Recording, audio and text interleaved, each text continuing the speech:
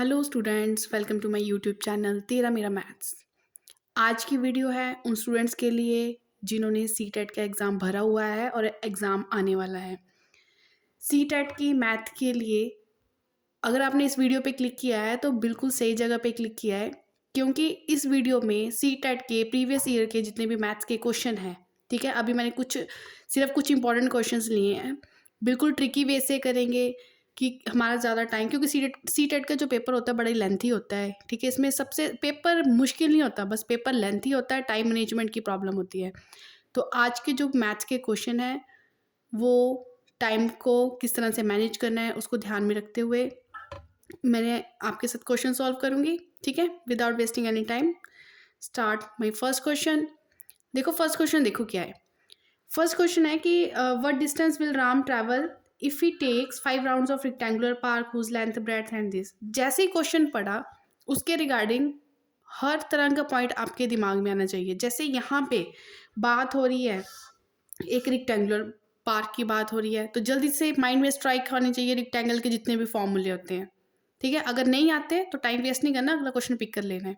अभी देखो rectangular park के चारों तरफ मतलब राउंड लगाने की बात हो रही है, ठीक है। तो अच्छी अच्छी बातें बता रही हूँ, बिल्कुल बेसिक वाली।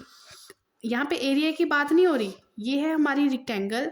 उसने बोला है इस रेक्टेंगल की जो लेंथ है वो है 60 मीटर। वो कितनी है? 60 मीटर। और जो ब्रेड्थ है वो कितनी है? 40 मीटर, ठीक है। फिर बोल रहा है कि इसके आसपास क्या करना है, कोई राम है, वो उसने 5 चक्कर लगाए, तो बताओ उसने टोटल कितना डिस्टेंस ट्रैवल किया, ठीक है। अब यहाँ पे जब एरिया की बात होती है इट मीन्स अंदर वाला एरिया कि कितनी जगह कवर की उसकी बात हो रही है, लेकिन ये बाहर की तरफ ही बात हो रही है। जब चारों तरफ की बात होती है, किसी भी फिगर के चारों तरफ की बात हो रही है, इट मीन्स उसके पेरीमीटर की बात हो रही है। किसकी बात हो रही है? पेरीमीटर की। तो आपके माइंड में स्ट्राइक करना चाहिए what is the formula of perimeter of rectangle. क्या होता है? 2 लेंथ प्लस ब्रेड्थ। जैसे फॉर्मूला स्ट्राइक किया वैसे हमने क्या कर दी, वैल्यूज पुट कर दी। कर दो 2 लेंथ कितनी है? 60 प्लस 40, ठीक है। 60 प्लस 40, इसको जब हमने सॉल्व किया 60 प्लस 40 100, 100 को 2 से मल्टीप्लाई किया तो मेरे पास कितना आ गया? 200 मीटर, ठीक है। ये आ गया 200 मीटर। ये तो एक बार घुमा, जैसे उसने समझो अपनी जर्नी यहाँ से स्टार्ट की, ऐसे गया, ये गया, ये गया, ये गया और वापस यहीं पे आ गया, मतलब एक चक्कर की बात हुई, लेकिन उसने टोटल कितने चक्कर लगाए हैं? 5 चक्कर। तो जितना आंसर आया उसको आपने क्या कर दिया? 5 से मल्टीप्लाई कर दिया। 5 से मल्टीप्लाई कर दिया तो आपके पास आंसर आ गया 1000 मीटर। 1000 मीटर हमारे पास आंसर आ गया। फिर हमने देखी ऑप्शन, ऑप्शन में तो 1000 मीटर कहीं नहीं दिख रहा। 1000 metre is equal to 1 kilometre, ठीक है, घुमाने के लिए। तो 1000 metre is equal to 1 kilometre. 1 kilometre तो दिख रहा है ना, तो हमारा आंसर कितना आ गया? 1 किलोमीटर, ठीक है। तो फर्स्ट क्वेश्चन था, इसमें आपको क्या करना था? स्ट्राइक करना चाहिए थे रेक्टेंगल के फॉर्मूले, ठीक है। करते हैं सेकंड क्वेश्चन। देखिए जो सेकंड क्वेश्चन है कई तरह से हो सकता है, ठीक है। टाइम ज़्यादा लेना है तब भी हो जाएगा, कम टाइम में करना है तब भी हो जाएगा। इसका मेथड देखो, कभी भी इस तरह से आपको 2 रैशनल नंबर दे दिए, ठीक है। ये है 2 रैशनल नंबर, -5/6 और 3/8। ध्यान से समझें कि ये 2 नंबर्स हैं। बोल रहे हैं कि इनमें से जो ये ऑप्शन, ये 4 हमें ऑप्शंस दे रखी हैं, ठीक है। ये कौन सी ऑप्शन इन दोनों नंबर के बीच में लाई कर रही है वो हमने बतानी है, ठीक है। एक तो होता है कि डिवाइड करके देख लो, पर हर किसी को डिवाइड करना मतलब 4 2 6 नंबर को डिवाइड करके देखोगे, थोड़ा टाइम लगेगा, आंसर तो एक्यूरेट आ जाएगा, नो डाउट, ठीक है। लेकिन आप इस तरह के क्वेश्चंस कैसे करोगे? देखो ट्रिक समझो। एक जो गिवन है वो मैंने लिख दिया और जो ऑप्शंस है वो मैंने लिख दी। देखो ऑप्शंस लिख दी मैंने, -7/8,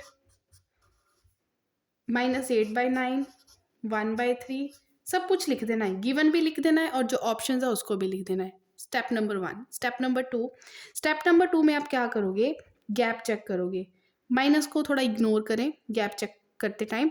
यहाँ पे गैप कितने का चल रहा है? देखिए यहाँ पे जो गैप चल रहा है वो कितने का चल रहा है? 1 का, ठीक है। और यहाँ पे गैप कितने का चल रहा है? 8 और 3 का 5 का गैप चल रहा है। और यहाँ पे जो ऑप्शंस मैंने 4 लिखे हैं इसमें भी आप गैप चेक करोगे, यहाँ पे भी 1 का गैप चल रहा है, यहाँ पे भी 1 का गैप चल रहा है, यहाँ पे 2 का गैप चल रहा है और यहाँ पे 1 का गैप चल रहा है। ठीक है, गैप की होगी बात। उसके बाद आपको क्या करना है, हर किसी न्यूमिनेटर के साथ 0 लगा देना है। ठीक है, स्टेप नंबर 1 था कि सब कुछ लिख दो, गिवन डाटा एंड ऑप्शन वाला डाटा। स्टेप नंबर 2 था कि उनमें आप जितने जितने का गैप पड़ रहा है वो लिख दो। कितना टाइम लगेगा, सेकंड्स ही लग रहे हैं। ठीक है, कोई ज़्यादा टाइम नहीं लग रहा। स्टेप नंबर 2 हो गया। स्टेप नंबर 3 में आप क्या करोगे, जितने भी न्यूमिनेटर है सबके साथ 0 लगा दो। न्यूमिनेटर्स के साथ क्या लगा दो, 0 लगा दो। सारे न्यूमिनेटर्स के साथ आपने 0 लगा दिया। अब आप क्या करोगे, जो न्यूमिनेटर के साथ 0 लगाया और जो गैप है, ये गैप जो आपने लिखा ना, ये न्यूमिनेटर को डिवाइड करेगा। ठीक है, चलो जो गिवन था -50 को 1 ने उसके गैप ने जब डिवाइड किया तो हमारे पास कितना आया, -50 ही आएगा। ठीक है, 30 को जब उसके गैप ने डिवाइड किया, 5 ने डिवाइड किया तो कितना आ गया, 6। ये हमने इस तरह से लिख दिया। ये क्या था, गिवन डाटा था। गिवन डाटा को मैंने नंबर लाइन पे लिख दिया। ठीक है, अब हमने देखना है इसी तरह से इनमें से कौन सा नंबर इस दो नंबर्स के बीच में लाई कर रहा है। ठीक है, -70 को जब 1 डिवाइड करेगा तो -70 आएगा। तो -70 किधर होगा, इसी साइड ही आएगा ना। -70 किस साइड, यहाँ पे -60 होगा, यहाँ पे -70 होगा। मतलब इनके बीच में तो नहीं आ रहा, तो पहली ऑप्शन तो होगी कैंसिल। ठीक है, इसको मत देखो क्योंकि ये कैंसिल हो चुकी है। अब जब आप -80 को 1 से डिवाइड करोगे तो -80 आएगा। -80 भी इस साइड जा रहा है, बीच में नहीं आ रहा, तो सेकंड ऑप्शन भी क्या होगी, कैंसिल। 10 को आपने जब डिवाइड किया 2 से, 10 को 2 से डिवाइड किया तो आ रहा है 5। 5 भी इस साइड आएगा, इस साइड होगा 5, 6 इस तरह से आता है। मीन्स नंबर लाइन के बीच में नहीं आ रहा 5 भी, तो हमारे पास ये वाली ऑप्शन भी क्या होगी, कैंसिल। सॉरी 5, क्योंकि यहाँ पे 0 होते हैं ना, 1 2 3 4, 5 तो लाई कर रहा है। ठीक है, 5 यहाँ पे लाई कर रहा है, इट मीन्स ये वाली ऑप्शन होगी। और 50/6, 50/6, 50 को जब 1 ने डिवाइड किया तो कितना आ रहा है, 50 आ रहा है। ठीक है, जो 50 है वो इस साइड जाएगा क्योंकि नंबर इंक्रीज होते जाते हैं ना। ये 7 8 9 10, मतलब एक ही ऑप्शन थी कि कौन सी थी, 1/3 की, जो इन दोनों के बीच में क्या कर रही है, लाई कर रही है।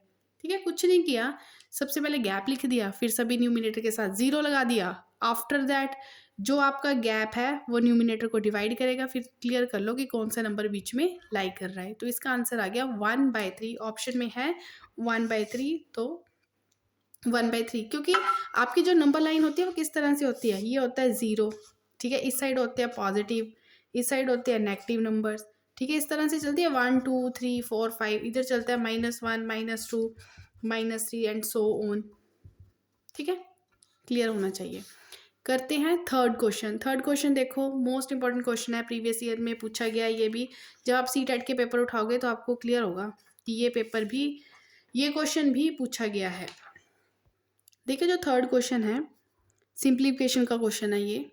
ठीक है, इसका अगर आपको थोड़ा बेसिक देखना है तो इस पर मैंने थोड़ा सा एक वीडियो बना रखा है। ठीक है, एक्सपोनेंशियल क्लियर करने के लिए आप चैनल सब्सक्राइब करें और वीडियो को जाके देखें। किस तरह से करोगे इस क्वेश्चन को, देखो जल्दी से देखो। देखो ये क्यूब रूट है, 8 की पावर 4, फिर उस सारे का क्यूब रूट। आप इसको ऐसे लिख सकते हो, मैंने इसको क्या लिख दिया, 8 4/3, क्योंकि क्यूब रूट का मतलब होता है 1/3। ठीक है, फिर बीच में मल्टीप्लाई। 125 की पावर तो 2 थी, लेकिन ये भी क्यूब रूट है, क्यूब रूट का मतलब होता है 1/3, मतलब 1/3 मतलब ये इस तरह से लिख दिया। डिवाइडेड बाय 4, ये स्क्वायर रूट है, स्क्वायर रूट का मतलब होता है 1/2, तो ये 3 की पावर मल्टीप्लाई 1/2 मीन्स 3/2 ही बन गई। इसको सॉल्व करना है, कुछ नहीं करना। Step number 1 clear. After that कोशिश, उसके बाद क्या होता है ना, मैंने देखा यहाँ पे डिनोमिनेटर में 3 है, तो 8 को अगर आप कुछ ओपन करके लिखना चाहो तो 8 को आप क्या लिख सकते हो, 2 की पावर 3। 2 की पावर 3 8 ही होता है। ठीक है, 2 की पावर 3 लिख दिया, बाहर वाली पावर एज इट इज़। उसी तरह 125 को आप क्या लिख सकते हो, 125 को हम लिख सकते हैं 5 की पावर 3, लिख दिया। ये खुद बातें माइंड में स्ट्राइक करती है कि हमें ये लिखना चाहिए था या नहीं। क्यों लिखना चाहिए, क्योंकि ये कैंसिल होंगे अब, इसलिए लिख रहे हैं। ठीक है, 4 है, 2 की पावर 2 लिख दिया। ऐसे कोई शौक नहीं था कि लिख दिया, ठीक है, इसकी नीड थी इसलिए हमने ये स्टेप लिखा। देखो अब 3 से 3 कैंसिल हो रहा है, ये कैंसिल हो रहा है, 2 से 2 कैंसिल हो रहा है। अब क्या बच रहा है, 2 की पावर 4। 2 की पावर 4 क्या होती है, 2 की पावर 4। चलो आपको अगले स्टेप में लिख देते हैं। यहाँ से बचा 5/2 डिवाइडेड बाय 2 की पावर 3, ठीक है। 2 की पावर 4 कर लो, 2 की पावर 4 कितनी होती है, 16। 5 की पावर 2 25 डिवाइडेड बाय 8। अगर यहाँ पे अब हम अप्लाई करेंगे बोर्ड मास रूल। बोर्ड मास रूल क्या करता है कि पहले डिवाइड होती है, आफ्टर दैट क्या होती है, मल्टीप्लाई। तो कर लो डिवाइड, 16 मल्टीप्लाई बाय 25 बाय 8, ऐसे लिख सकते हैं ना। तो ये कैंसिल हो गया, 50 हमारे पास क्या आ गया आंसर। ये मैंने ऊपर ऑप्शंस लिखी है, 50 40 100 80, दिख रही है 50, तो हो गया, ठीक है। बहुत इजी क्वेश्चन है, मैथ्स तो है ही इंटरेस्टिंग, ठीक है। थोड़ा सा बस इंटरेस्ट शो करने की बात होती है, क्योंकि मैथ्स में जितना आप टाइप सेव करोगे, जो आपका साइकोलॉजी के क्वेश्चन आते हैं ना, तो उस तरह वहाँ पे आप अपना टाइम ज़्यादा यूज़ करो, ठीक है। मैथ्स को जल्दी से जल्दी करने की कोशिश करो। देखिए नेक्स्ट 4th क्वेश्चन देखें। वीडियो अच्छा लग रहा है तो लाइक कर दें, ठीक है। अगर चैनल पे नहीं हो तो चैनल को सब्सक्राइब कर लें, ठीक है। इंपॉर्टेंट क्वेश्चन ही है, सारे प्रीवियस ईयर के क्वेश्चन ही है, एक अपने वे से आपके साथ डिस्कस कर रही हूँ। क्वेश्चन है कि LCM and HCF two numbers are this. HCF की भी बात हो रही है, एलसीएम की भी, ठीक है। ऐसा कुछ देखो, जिसने पढ़ा होगा उसके उस क्वेश्चन की पहली लाइन पढ़ती वो बोल देगा कि ऐसा कंसेप्ट मैंने कुछ पढ़ा हुआ है, ठीक है। एचसीएफ एंड एलसीएम वाला कुछ कंसेप्ट मैंने पढ़ा हुआ है। उसके बाद 1 नंबर इज डिवाइडेड बाय, सीधी बात नहीं बोली, बड़ी घुमा फिरा के बातें बोली है इसमें। तो इसका एक कॉन्सेप्ट होता है एलसीएम। वी नो दैट कि मल्टीप्लिकेशन ऑफ 2 नंबर्स, कोई भी 2 नंबर है, नोट डाउन दिस स्टेप। ये एक इंपॉर्टेंट कंसेप्ट है, जहाँ पे एलसीएफ एंड एचसीएफ आपको दोनों गिवन हो, वहाँ पे आप ये कंसेप्ट यूज करोगे कि multiplication of 2 numbers is equal to, किसके बराबर होती है वो, एचसीएफ मल्टीप्लाई बाय एलसीएम, ठीक है।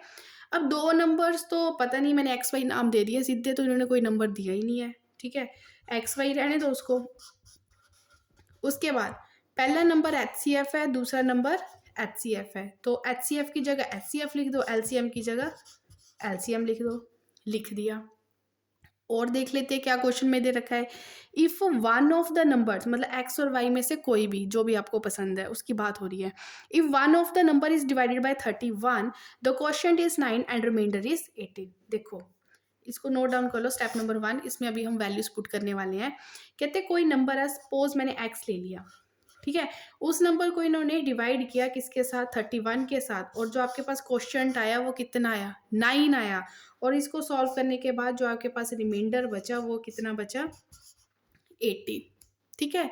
तो ऐसी बात इन्होंने बोली है, तो कि बोलना क्या चाह रहे हैं, यहाँ से हम x निकाल सकते हैं, क्योंकि डिवीजन रूल आपने पढ़ा ही होगा कि जो डिविडेंट होता है, मतलब x होता है, वो किसके इक्वल होता है, divisor multiply by quotient, divisor multiply by quotient plus remainder, इसके बराबर होता है ये। इसको मल्टीप्लाई करके देखो कि कितना बनेगा। इस सब को जब आपने मल्टीप्लाई किया तो आपके पास बना 297, मतलब आपके पास x निकल गया, ठीक है। x आपके पास कितना आ गया, 297। जैसे ही x आया, इक्वेशन नंबर 1 जो मैंने अभी यहाँ पे लिखी उसमें पुट करो तो y भी निकल जाएगा। तो हमने क्या किया, x की जगह पुट कर दिया 297 multiply by y is equal to ये टर्म्स, ठीक है। तो y फाइंड आउट करना है, ये यहाँ पे मल्टीप्लाई हो रहा है, इक्वल टू के दूसरी साइड भेजो जरा इसको, ये यहाँ पे इसको क्या कर देगा, डिवाइड, ठीक है। तो 297 का टेबल थोड़ा पढ़ के देख लो, ऐसी कोई डिजिट लो कि पीछे 5 आना चाहिए। तो 297 को 5 से ज़रा मल्टीप्लाई करके देख ले, तो ये पूरा पूरा क्या हो जाएगा, कैंसिल हो जाएगा। तो y is equal to 165। Other number ही फाइंड आउट करने को बोला था, ठीक है। एक नंबर तो उन्होंने कहानियों में दे दिया, लेकिन दूसरा नंबर कह रहे थे कि फाइंड आउट करो, तो हमने फाइंड आउट कर लिया है 165। ऑप्शन चेक करते हैं कि उसमें 165 दे रखा है या नहीं। पहले नंबर पर ही 165 दे रखा है, तो इसका आंसर आ गया 165, ठीक है। करते हैं अपना नेक्स्ट क्वेश्चन। देखो नेक्स्ट क्वेश्चन क्या है, कुछ हमें x दे दिया, कुछ y दे दिया, कुछ z दे दिया और बोल रहे हैं कि x y z का आप क्या निकालो, HCF। तो आपको HCF निकालना आना चाहिए। HCF क्या होता है? Highest common factor. ठीक है, HCF एक ऐसा नंबर होता है जो क्या, जैसे यहाँ पे कोई नंबर दे दिया है, ये दे दिया है, तीनों को डिवाइड करें। ठीक है, ऑब्वियस है वो छोटा नंबर ही होगा कोई। चलो देखो क्या होता है, ऑप्शंस को भी ध्यान में रखना, ऑप्शंस हेल्प करेगी। देखो जब भी हमें इसमें हमें कॉमन निकालना होता है, मैंने बोला हाईएस्ट कॉमन डिवाइजर कॉमन निकालना होता है। जैसे तीनों में 2 है, अगर किसी दो में 2 होता फिर नहीं हमने 2 लेना था, वो नंबर लेना है जो x में भी है, जो y में भी है, जो z में भी है। ठीक है, तो x y z में अब इन तीनों में से सबसे छोटी पावर क्या है? 2 की 3, 2 की 2, 2 की 4। छोटी पावर कॉमन लेना है ना, तो छोटी पावर कॉमन होती है, तो यहाँ से आ गया 2 की पावर 2। चलो जी 3 भी तीनों में है, यहाँ से भी कॉमन निकाल लो। ठीक है, हमेशा हमेशा छोटी पावर कॉमन आती है, तो यहाँ से आ गया 3 की पावर 2। और नेक्स्ट में जो हमने कॉमन लिया वो क्या आ गया? 5 की पावर 2। और यहाँ से जो हमने कॉमन लिया वो आ गया 7 की पावर 3। ठीक है, तो मतलब ऑप्शंस देखो, ऑप्शन में तो 7 की 4 भी बोला है, 7 की 5 भी बोला है। ठीक है, इसको तो देख के क्रॉस मारो, क्योंकि फाइनल आंसर में 7 की पावर 3 ही आनी चाहिए। अब हमारा सारा फोकस ऑप्शन ए और ऑप्शन सी पे है, बी और डी तो 7 ने कैंसिल करवा दी। ठीक है, अब मैंने वही बोला, मेरी पिछली वीडियो में मैंने ये बेसिक कंसेप्ट क्लियर कर रखा है। देखो तीनों की पावर कॉमन है, लेकिन जो इनका बेस है वो डिफरेंट है। ठीक है, जो कॉमन पावर होती है वो हम इस तरह से लिख लेते हैं, बेस को मल्टीप्लाई कर दो, 15 3 जा सॉरी 5 3 जा 15, 15 2 जा 30। यहाँ से आ गई 30 की पावर 2, और पीछे बेचारा 7 अकेला था, अलग सी पावर लेके बैठा था, तो उसको अलग से लिख दिया। तो देखो ऐसा कुछ ऑप्शन में दिख रहा है, दिख रहा है जी, पहली ऑप्शन में ही दिख रहा है। तो ये हमारा क्या आ गया? Final answer. ठीक है, तो नोट डाउन कि जब भी HCF फाइंड आउट करोगे तो हमें वो नंबर निकालना होता है जो गिवन, हर किसी गिवन में क्या होना चाहिए? कॉमन होना चाहिए। ठीक है, आई थिंक क्लियर हो गया होगा। तो चलते हैं नेक्स्ट क्वेश्चन की तरफ। देखिए नेक्स्ट क्वेश्चन में क्या बोला गया है। नेक्स्ट क्वेश्चन में बोला गया है कि एक ट्राइंगल है। ठीक है, ट्राइंगल के उन्होंने एक तरह से हमें 3 एंगल्स दे दिए, डिग्रीज मतलब उनके एंगल्स दे दिए। पहला एंगल x है, ये है 3x + 20 है, और तीसरा एंगल 6x है। ठीक है, इतने तो शरीफ नहीं है कि एंगल्स आपको सीधे दे दें। ठीक है, वो हमें ही काम करना पड़ेगा। तो आपको बतानी है कि इन एंगल से मिलके जब आप एक ट्रायंगल बनाओगे कि वो ऑब्ट्यूज बनेगी, एक्यूट बनेगी, या राइट एंगल ट्रायंगल बनेगी, आइसोसेलेस ट्रायंगल बनेगी। ठीक है, क्वेश्चन करने से पहले बेसिक पता होने चाहिए, ऑब्ट्यूज कौन सी होती है, एक्यूट कौन सी होती है, आइसोसेलेस कौन सी होती है, एंड राइट कौन सी होती है।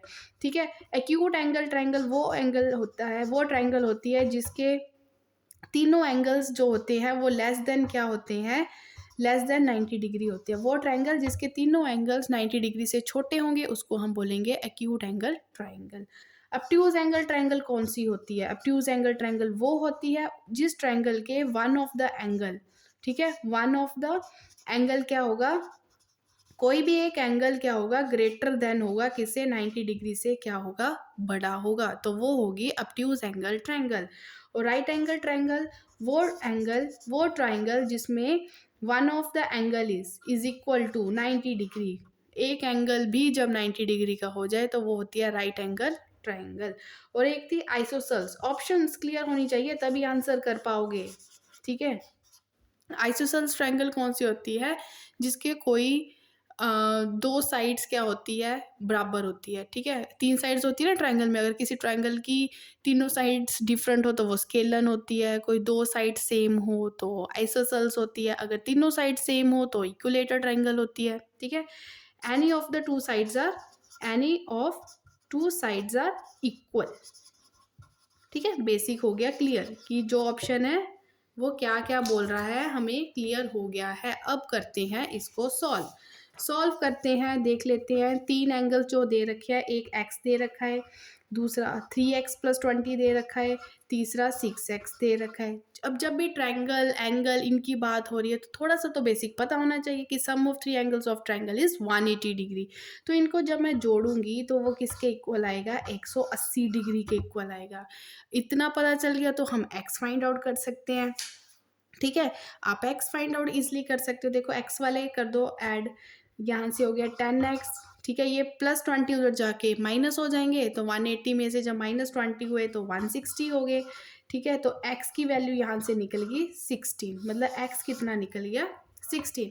x हमारे पास क्या था, पहला एंगल, 3x + 20 क्या था, दूसरा एंगल, और 6x क्या था, तीसरा एंगल। तीनों में x की वैल्यू पुट करो जरा। पहले x में पुट की तो 16 आ गई। ठीक है, जैसी मैंने 6x में पुट की, ठीक है, 6x में पुट की तो 16 6 तो 96 होता है। दूसरे में ध्यान ही नहीं दिया, देनी है तो वैल्यू पुट करके देख लो।